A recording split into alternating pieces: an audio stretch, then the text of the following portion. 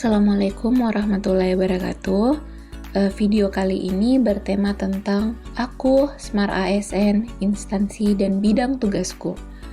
Perkenalkan, saya Mutmainah Ahmad, peserta Latsar CPNS tahun 2022, Pemerintah Kabupaten Mamuju. Saya bertugas di Dinas PUPR Kabupaten Mamuju. Dinas PUPR atau Dinas Pekerjaan Umum dan Penataan Ruang Kabupaten Mamuju terletak di Jalan R.E. Marta Dinata nomor 21, Kecamatan Simboro, Kabupaten Mamuju. Berdasarkan Peraturan Bupati Mamuju nomor 24 tahun 2016, Dinas Pekerjaan Umum dan Penataan Ruang mempunyai tugas membantu Bupati melaksanakan urusan pemerintahan yang menjadi kewenangan daerah dan tugas pembantuan yang diberikan kepada kabupaten di bidang pekerjaan umum dan penataan ruang.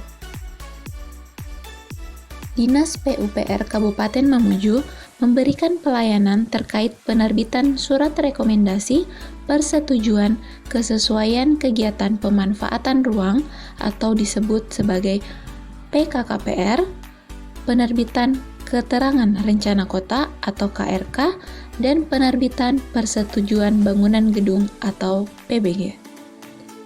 Moto pelayanan publik Dinas PUPR Kabupaten Mamuju adalah ceria, cepat, efisien dan efektif, ramah, ikhlas, dan akuntabel.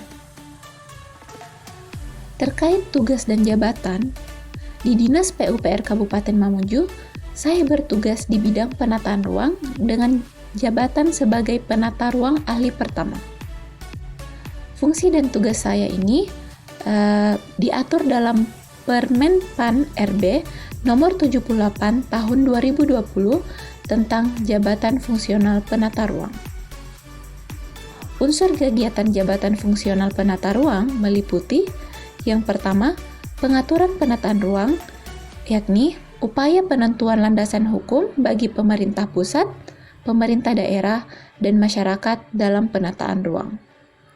Yang kedua, pembinaan penataan ruang adalah upaya untuk meningkatkan kinerja penataan ruang yang diselenggarakan oleh pemerintah pusat, pemerintah daerah, dan masyarakat. Yang ketiga, tentang pelaksanaan penataan ruang, yakni upaya pencapaian tujuan penataan ruang melalui pelaksanaan perencanaan tata ruang, pemanfaatan ruang, dan pengendalian pemanfaatan ruang. Yang keempat, pengawasan penataan ruang. Upaya ini agar penyelenggaraan penataan ruang dapat diwujudkan sesuai dengan ketentuan peraturan perundang-undangan.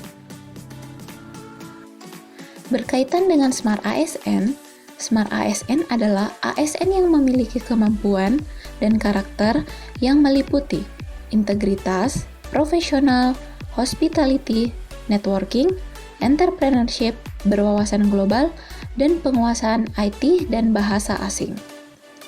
Penerapan Smart ASN dalam pelaksanaan tugas dan jabatan sebagai penata ruang mengharuskan saya untuk memiliki kemampuan literasi digital. Literasi digital ini terdiri atas 4 kompetensi. Yang pertama yaitu digital skill atau kecakapan menggunakan media digital. Yang kedua, digital culture, merupakan budaya menggunakan media digital. Yang ketiga, digital ethics atau etika dalam mengakses media digital. Yang keempat, digital safety atau menggunakan media digital secara aman. Dalam realisasi digital skill ini, saya harus mampu mengoperasikan berbagai macam aplikasi digital yang digunakan untuk menyelesaikan tugas sesuai dengan amanat peraturan Permen PAN nomor 78 tahun 2020. Dan terkadang, saya harus menggunakan lebih dari satu aplikasi secara bersamaan. Salah satu tugas sesuai dengan undang-undang tersebut yaitu berkaitan dengan kegiatan perencanaan tata ruang. Nah, untuk sekarang saya akan menjelaskan sedikit apa-apa hal yang saya lakukan berkaitan dengan perencanaan tata ruang. Dalam perencanaan tata ruang, saya memanfaatkan fasilitas dari Google Drive sebagai media penyimpanan data dan informasi rencana tata ruang.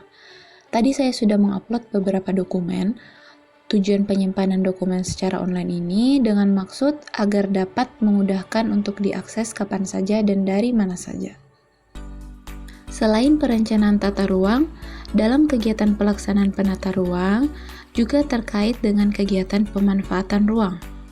Baik dalam kegiatan perencanaan tata ruang maupun kegiatan pemanfaatan ruang ini, saya menggunakan aplikasi yang namanya ArcGIS. Jadi aplikasi ArcGIS ini adalah aplikasi yang saya gunakan untuk pemetaan dan pengolahan data spasial. Melalui aplikasi ini juga saya dapat melakukan pengecekan kesesuaian suatu lokasi terhadap terhadap rencana tata ruang wilayah Kabupaten Mamuju. Nah, untuk mengecek kesesuaian suatu lokasi tersebut, maka terlebih dahulu kita harus menginput titik koordinat lokasi yang dimaksud. Setelah berhasil terinput dan terbaca oleh aplikasi, kita juga dapat mengubah simbol dari titik koordinat ini agar terlihat lebih jelas. Setelah itu, kita memasukkan data rencana tata ruang wilayah Kabupaten Mamuju. Setelah datanya berhasil terinput atau terbaca dengan baik, maka dengan sendirinya ini akan terlihat area-area peruntukan yang sesuai dengan peraturan rencana tata ruang wilayah Kabupaten Mamuju.